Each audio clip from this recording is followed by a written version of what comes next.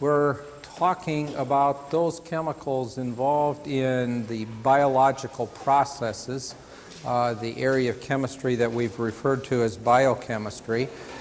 And we looked at a group of compounds that contain carbon, hydrogen, and oxygen, and known as carbohydrates.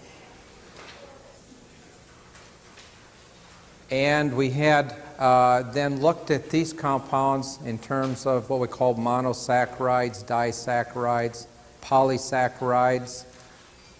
Is there a question in back that I could answer? No. Okay, thank you. If we have then the combination of these monosaccharides, disaccharides, polysaccharides that we talked about, these are basically water soluble, containing biochemical molecules. Today we're going to look at some compounds again containing carbon, hydrogen, oxygen, but these are going to be water insoluble. In other words, they are not normally dissolved in an aqueous system. And these water insoluble compounds are referred to as lipids. And the lipids, at least one category of the lipids that we will talk about, are those chemicals that we call fats and oils. And we'll take a look at the composition of the two and the difference of the two. But basically, fats are lipids, which are semi-solids at room temperature, whereas oils are liquids at room temperature. And we'll see what the difference in the chemistry of those are that accounts for the difference in the physical property as well. Now, the lipids, we sometimes refer to them as esters of glycerol. Now, glycerol is a 3-carbon polyalcohol. We talked about ethylene glycol, which was the 2-carbon one for antifreeze.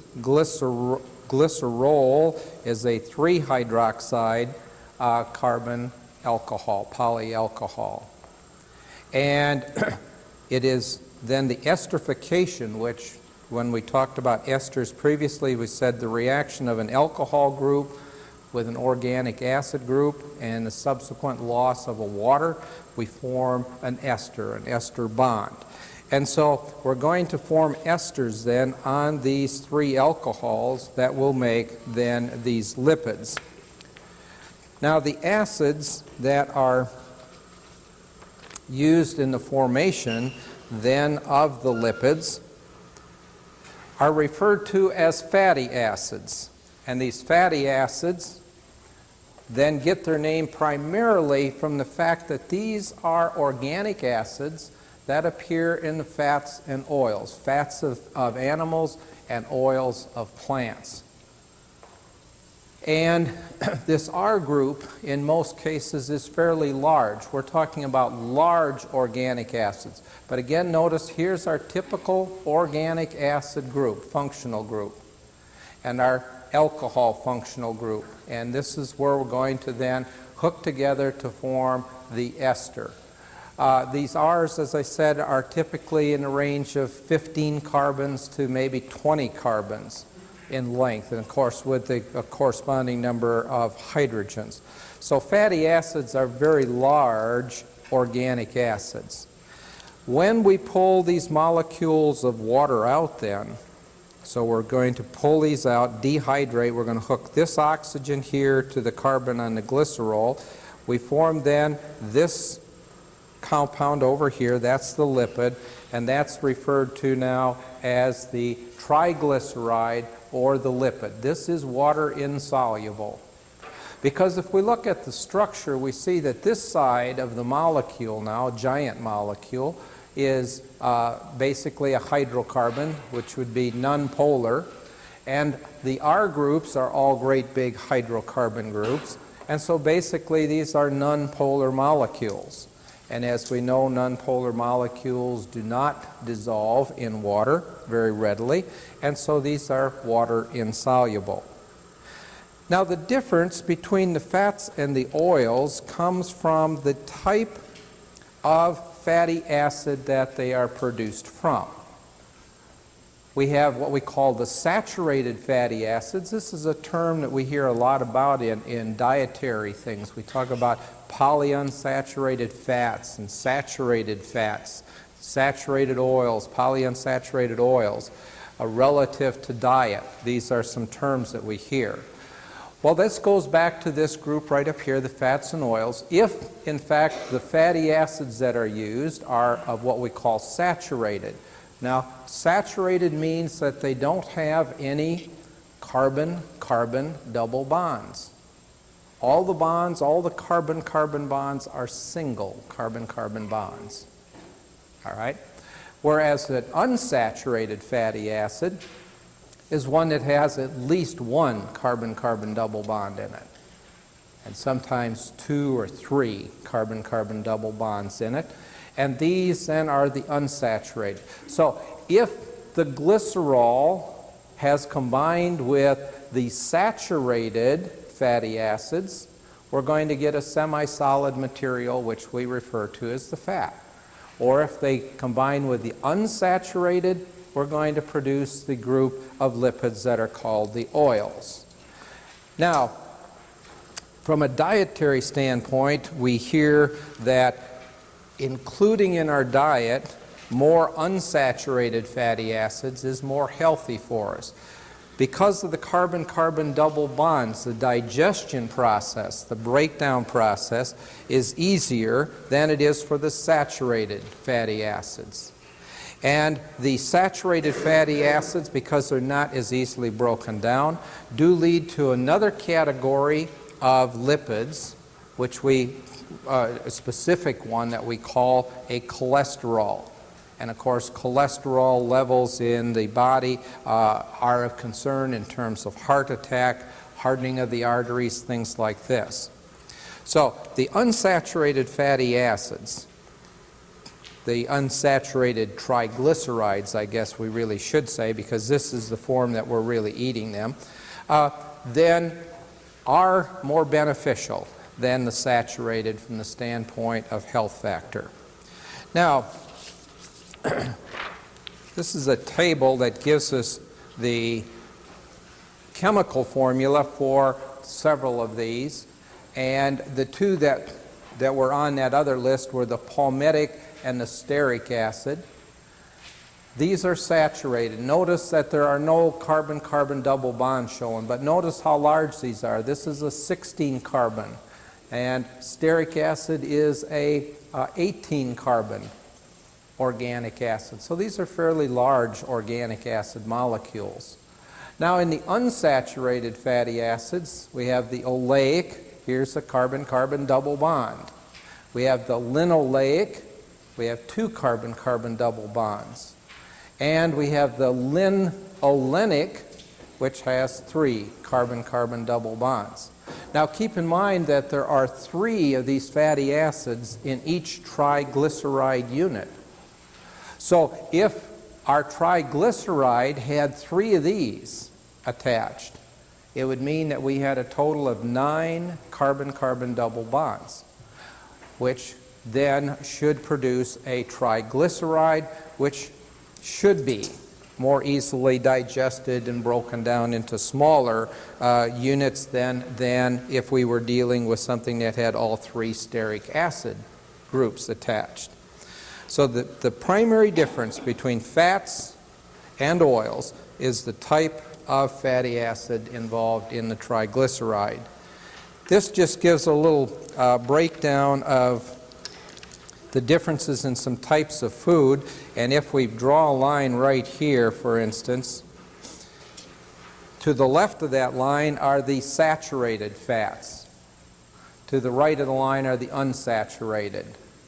Notice that when we look over here, animal fats have a lot of the saturated in it. About 50% of the triglycerides in animal fats, butter, lard, beef tallow, about 50% are saturated.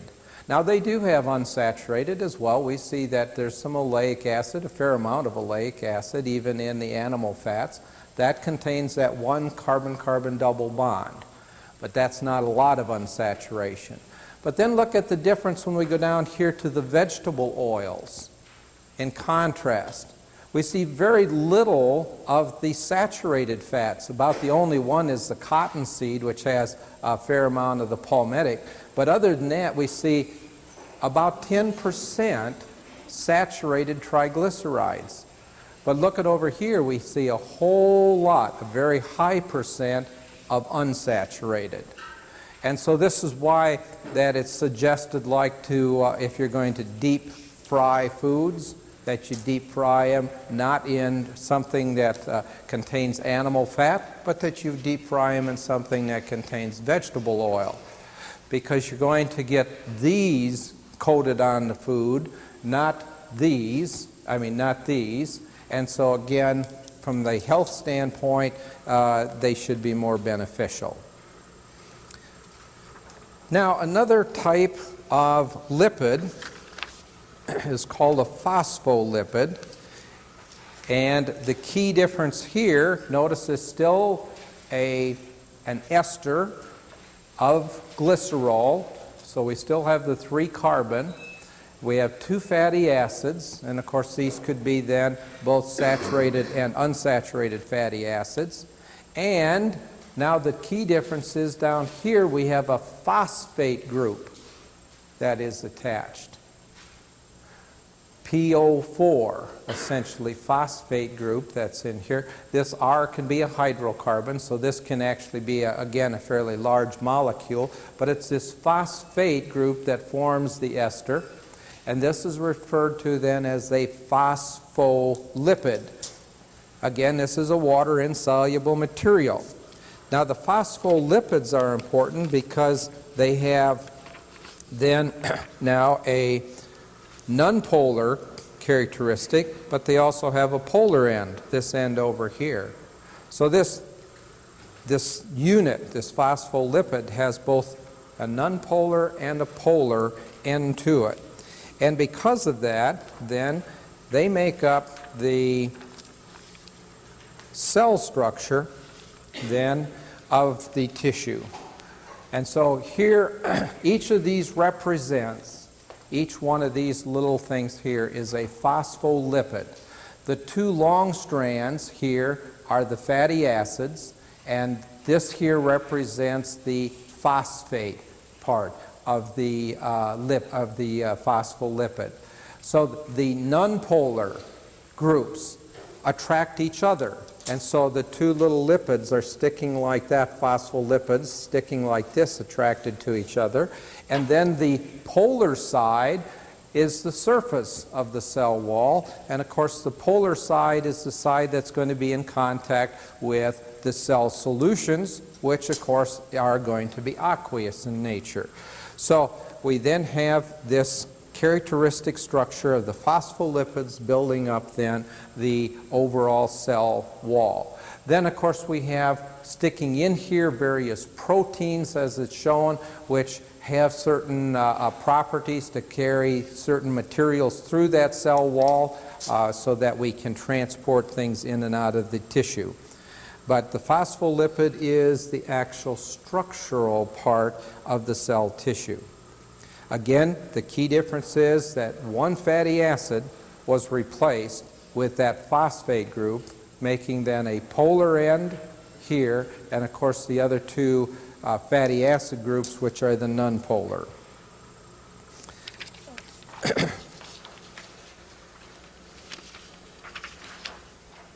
Now, another type of lipid are referred to as the tetracyclic lipids.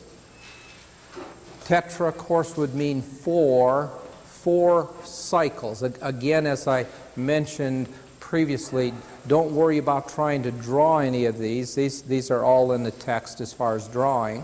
It's just the key issues, the key items that we're talking about as far as the differences or the use or their chemistry. So you're not going to have to draw any of these. You're not going to have to identify any by their structure, so don't worry about that. The tetracyclic then, as I said, means that we have 4-ring structure. As a matter of fact, they have 3 6-carbon rings and 1 5-carbon ring. This is the basic building block of this whole group called tetracyclic lipids. They all have that one backbone there, the 3 6s and a 5, and it's a matter of then what is attached to this that makes the difference. This particular one that we have here, which has this hydroxide, this alcohol group down here, and then a large hydrocarbon group up here, this is the chemical that we call cholesterol. And as a matter of fact, notice that the ending of cholesterol is OL, which is the normal ending that we typically give to alcohols. We talked about methanol, ethanol. So this ending OL is evidence or is there because of this alcohol group. This is cholesterol. Okay? This is a byproduct that we end up with from the triglycerides in our diet. And as I say, if we have then a lot of unsaturated, we form less cholesterol. If we have a lot of saturated triglycerides, we form more cholesterol. Now sometimes we just assume all cholesterol is bad. That is not true. Our body actually needs some cholesterol. It is used as a packing material around organs and nerve endings, especially the brain. So cholesterol is essential. Our body actually synthesizes it. Even if we didn't have any in our diet at all, our body's going to put it together. It needs some. It's when we have an excess of cholesterol that, of course, becomes a health problem. Some hormones are also tetracyclic lipids. And here we see 4 different hormones. And notice again, every one of these has that same 3 6s and the 5 structure. So it's a matter of again, what is attached on each of these cases as to the difference. But notice again here, we have ending O-N-E on all 4 of these. And the ending O-N-E, if you recall from our earlier discussion, is the ending for that group of compounds called ketones. And ketones have that structure of a carbon double bond oxygen attached to 2 R groups. Well, notice, then if we look at this, this is a carbon. When we draw it this way, we don't show, but each corner here, each corner of every one of these rings is a carbon. So this has a carbon right there, and so we see this carbon double bond oxygen, and then it's attached to 2 other carbons in the ring. That makes it a ketone. Up here, we have the ketone is located right there. Down here, the ketone is located right there. Here, the ketone is located right there. So the ending O-N-E indicates the presence of this functional group called the ketone. Now, the main thing I want to point out of these 4 is just the 2, the male and female hormone. And if we look at those 2, we notice that the chemical structure is very, very similar. As a matter of fact, whether we're male or female, we do have both of these hormones. It's just a matter of gender-wise. If we're a male, we're going to have a predominance of testosterone. Or if we're a female, we're going to have a predominance of progesterone. But notice that everything here is identical except for right here on this carbon. In testosterone, we have an alcohol group, and in the female hormone, we have a second ketone structure right there, a methyl ketone structure. But other than that, the basic structure of both of the hormones are quite similar. And so we can see why the body possibly synthesizes both. And it's a matter of having a few proper enzymes in the body that preferentially forms one versus the other. But very, very similar chemical structure. All right. The next group of water-insoluble compounds I want to talk about are the proteins. The proteins are made up of amino acids. Now, we've talked about amines and we've talked about acids, and I think we even once talked about an amino acid. But if we look at the structure, this is the general structure of an amino acid.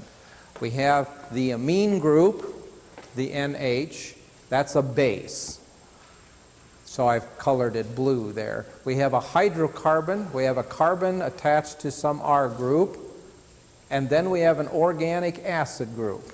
And of course acids we talk about as litmus being red, so I put that in red. So we've got a base, and then a hydrocarbon, and the acid. And so these are called amino acids. And proteins then are made by hooking amino acids together.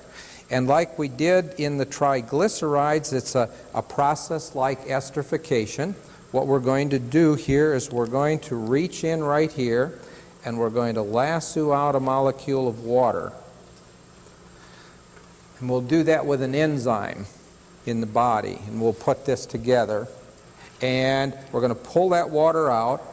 And this, when we do that, then we're going to hook this carbon right here to this nitrogen right here. And what we're going to form is this overall compound right here. So notice here, this carbon-oxygen bond is right there, now hooked to the nitrogen. This was called an amide. We talked about amides before. We talked about polyamides. One of the most common polyamides we mentioned was nylon. All right? Nylon has the same type of chemical process occurring as we have in forming then the proteins. So we start with an amino acid, combine with another amino acid, pull out of water, dehydrate it, form an amide bond, and we make this here. These are also referred to as, this unit right here is referred to as a peptide. Now, notice that we still have an acid group and we still have an amine, an amine. So we still have basically an amino acid. So this acid group could react with a base end of another amino acid. The amine end could act with another acid end of another amino acid, and we can build and build and build and build and build until we make a giant molecule. And so proteins then, we can say, are polypeptides. Okay? So a peptide are two amino acids hooked together. If we then begin hooking these peptides together in long, giant molecules, we produce polypeptides, which we call proteins. Now, in our diet, there are what we call 13 amino acids. Actually, we have 30-some different amines. There are 20-some that are fairly common, amino acids, I mean. But out of those, then we have, I said 13, I think it's 8 that are essential amino acids. Let's see, we'll count them up here in a second. These are the amino acids. Now, again, all of these have this basic structure: NH2, carbon and a hydrogen, and the acid group. The only difference is the R group. And these represent the different R groups that can be put on that carbon right there. And each of these has then a particular name. Glycine, for instance, we have just the hydrogen attached. And we use then a shortened version, GLY, to identify the presence of glycine in the protein. Well, let's see. The essential amino acids are identified here. So there's 1, 2, 3, 4, 5, 6, 7, 8. There are 8 essential amino acids. We must have those in our diet. Our body cannot synthesize the 8 essential amino acids. Our body can synthesize the other amino acids from the 8 essential amino acids. And so they can remodify them once they're in our body to put them into the particular type that is needed to prepare to produce a particular protein. All proteins are polypeptides, giant chains of all of these amino acid combinations. And of course, the way you hook them together gives them a different property so that the protein can have a different function. But we must have the 8 essential amino acids in our body so that the body, we digest the protein, and then the amino acids are absorbed into the bloodstream. The amino acids are transported to the cells, and they're re-put back together to make the various proteins that we want. The protein in the hair fiber, the protein in the fingernail, protein in fat tissue, by muscle tissue, and so on. So each of these are recombined then by the body to make the particular protein that we want or need. All right, now proteins, we can talk about 3 different aspects of their structure. We have the primary structure, which is merely the sequencing. In other words, each one of these letters represents an amino acid in a chain. And of course, if you have 20 amino acids, you can imagine how many different possible combinations you could have of hooking these things together. So what this is showing here is we have a cytosine, and then that's followed by glycine, cyranine, histidine, levulin, valine, glucanine. Each one of those represents an amino acid that has been put together in that chain. And there may be several thousand of these amino acids in one single protein. Proteins are very, very large molecules. That's called the primary function, the sequencing. Then, because of the structure on the amino acids, we've got some hydroxides and hydrogens and nitrogens and pairs of unshared electrons, etc., existing on these things. They begin to wrap up in a coil with some hydrogen bonding occurring, and this gives us what we call the secondary structure of the protein. So here we see, then, here is a we'll look right here, this will be the easiest. Here's a nitrogen with its hydrogen, and it's attracted to that oxygen on that carbon double bond oxygen up there. In other words, we're forming a hydrogen bond. Here's another hydrogen bond, hydrogen bond, hydrogen bond. So we get a whole bunch of hydrogen bonding as these things coil up. And that's what holds them into their particular shape, is this hydrogen bonding. That's called the secondary structure. And of course, the secondary structure of the protein again affects what its function is going to be in the body. And finally, we have a tertiary structure. So, first of all, we take the proteins like a long wire, and then we take the wire and we coil it up like a slinky. And so right now we just have a slinky. But if you've ever worked with a slinky, you could take the slinky and you could wrap it around your arm and back around your neck and around your waist and all sorts. That would be what we're doing here. Now we're taking that slinky and we're shaping it again. So what we see here is this overall picture, this curling is the slinky. This represents now the individual, each one of these dots would be an individual amino acid, that's the primary structure, and this coiling effect is this hydrogen bonding, that's the secondary structure. So this really is showing all 3. It's showing the sequencing, it's showing the coiling, the secondary structure, and now the slinky wraparound shape, which then gives us the tertiary structure. And as I say, each of these then affects the physical behavior, the property that the protein will have in the body. Now, just a real quick thing on the digestion of proteins. We talked about digestion of carbohydrates. There's no digestion as far as the mouth. There are no enzymes or anything in the mouth when we eat protein that cause any breakdown. In the stomach, however, we do have the first step of digestion. The protein, in the presence of water and in the presence of a lot of hydrogen ions, very acidic in the stomach, then takes the molecule. Now remember, when we hooked two amino acids together, we pulled a water molecule out. In the stomach, in the presence of the acid, we're going to pull them apart and stick the water back in. So we're going to take this giant molecule, which was a polypeptide, and we're going to begin uncoiling it, and we're going to begin chopping pieces off. So we're going to make then smaller polypeptide units at that point.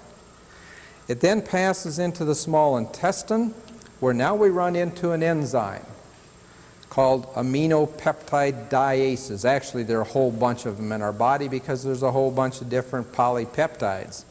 But they begin then cutting the protein into individual amino acid groups. So at this point, we now have back to glycine, leucine, whatever the amino acid is, we get back. That's the form that it will be absorbed into the bloodstream.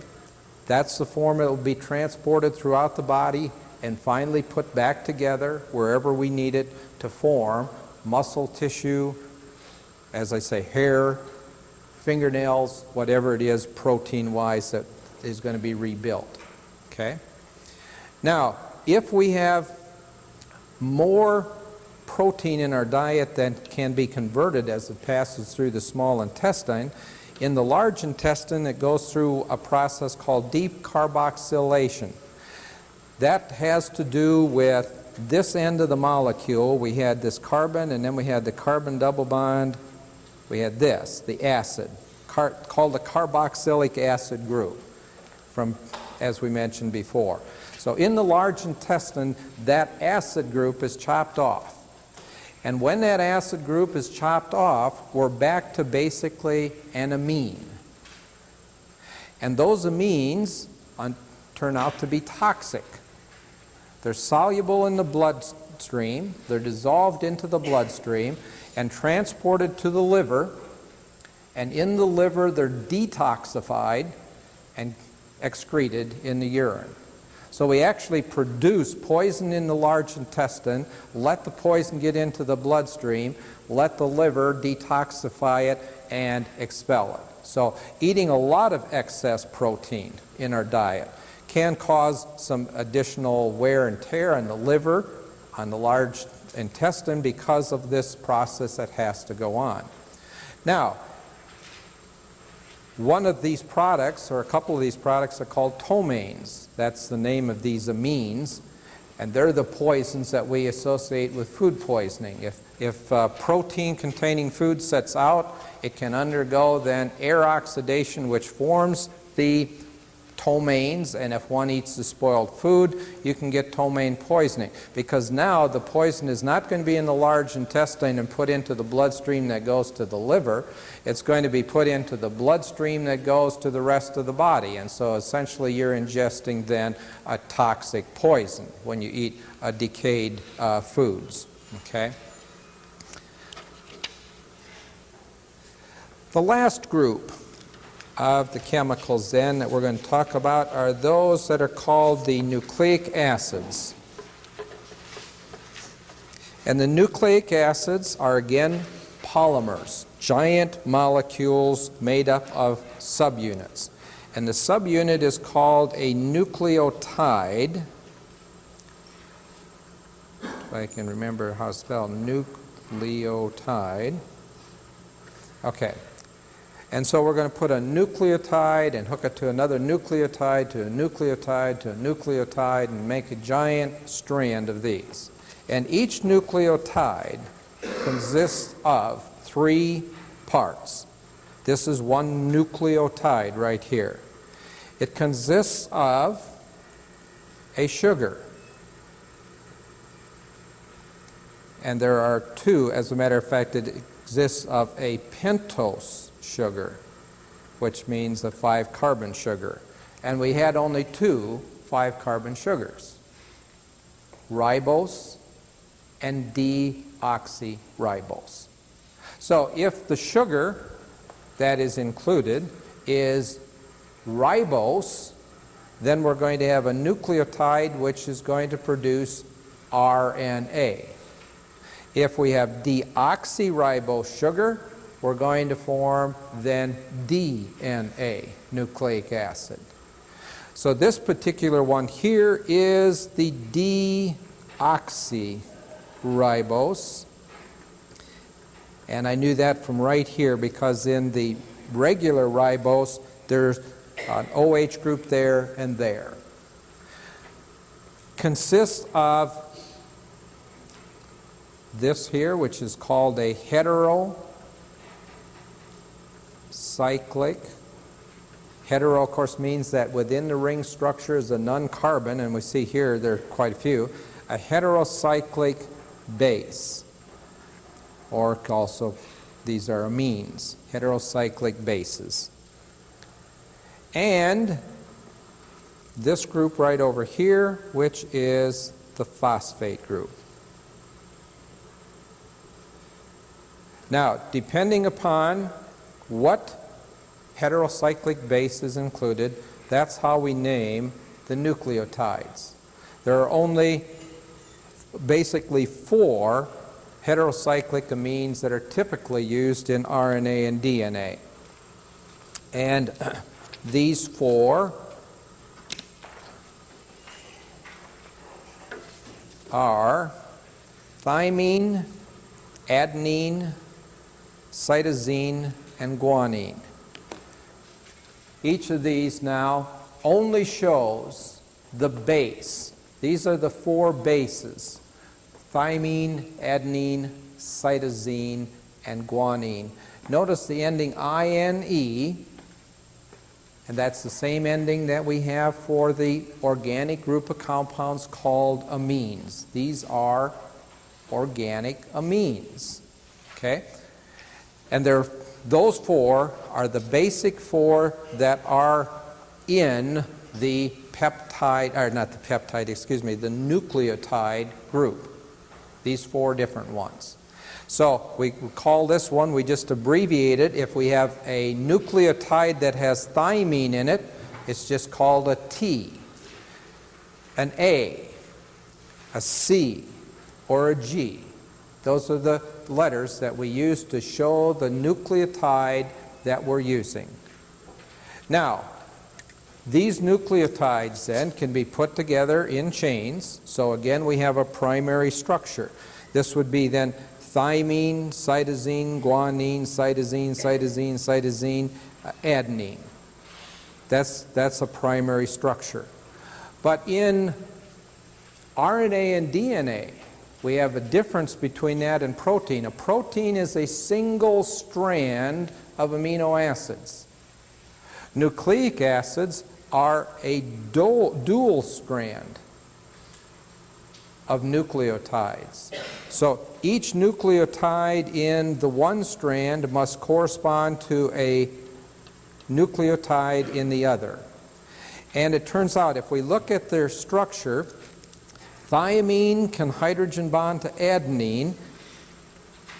If we look at this area right here, because of its structure, it's a 2 hydrogen bond possibility. And cytosine can hydrogen bond to guanine because they have the correct geometric structure. So anytime we see that we have a thymine in the one strand, it has to be coupled to an adenine. Anytime we see a cytosine, it must be coupled in the other strand to a guanine. That's the only way they can be paired. So these are called the nucleotide pairs that we're going to have, making up these strands of nucleotides, which we refer to as nucleic acid.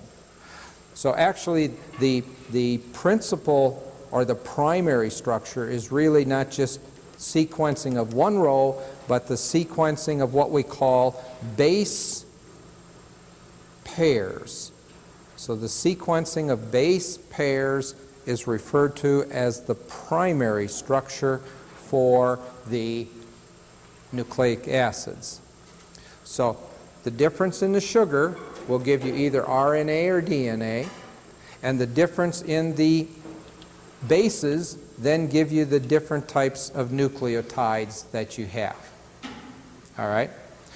All nucleotides have the one thing in common, and that is that they have that phosphate group.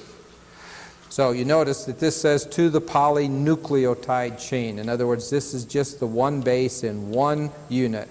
And so there would be another group on each side, and this continues on and on and on. Okay? Primary structure. Secondary structure produces what we today refer to as the double helix. The double helix is really, again, this coiling effect, just like we had with the proteins, but it's a double strand of nucleotides instead of a single strand, and that is what we refer to the double helix, of course, which was finally determined experimentally then by the two English scientists. And of course that was a major breakthrough and a Nobel Prize for them in the process. All right. Now, also we can have a tertiary structure. It becomes a little complicated to try to draw all that, but we have this strand, then it's coiled around, again like a slinky, and then that slinky can be twisted into whatever geometric shape that we want or need, and that's the tertiary structure, and that's of course what makes one DNA group then have a particular function, another DNA group, another function. Now, the one key thing is that in both DNA and RNA, we can acidify. We can go in and we can chop these apart. That's actually what the body does. It unzips the pairs, and then it hooks back together the nucleotides once again in the same fashion. Because you see, if I take this top strand, this T can only combine with a new A, and this C can only combine with a new G, and this G can only combine with a new C, and so on, G, G, G, and T. And notice that when we get done, we pull this strand off and kept this strand and put new nucleotides, we are right back to exactly what we had previously. So we have total self-replication when we pull the double strands apart. Down here, of course, now we would have a T and then a C, G, C, C, C, A. And so once again, this one and this one are now two new strands of identically the same nucleic acid primary structure as we had originally. Okay. All right. Well, any questions? I know that we've gone through a lot of material here relatively quickly, but do we have any questions on any particular step? Okay. At the end of the text, I guess we have a moment here to look at that yet, but at the end of the text I've included two poems that were given to me by previous students. Both of them are anonymous, so I do not know the author, so I cannot give proper credit, but you will notice that there's certainly a little different mental approach to their feeling of chemistry.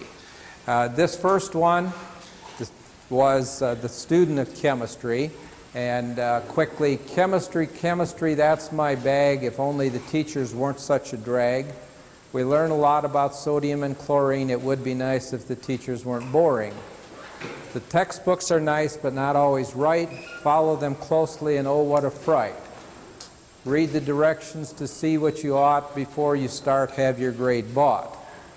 To blow up the lab, that is the main thing. To drop a beaker and hear it ring. Chemistry, that's my bag. It stays with you always like an old hag. Well, that's one view of chemistry. One of my other students, again anonymous, so I don't know who to give credit, but they came up with this poem. And thus it is redox is done, and stoichiometry has been lots of fun.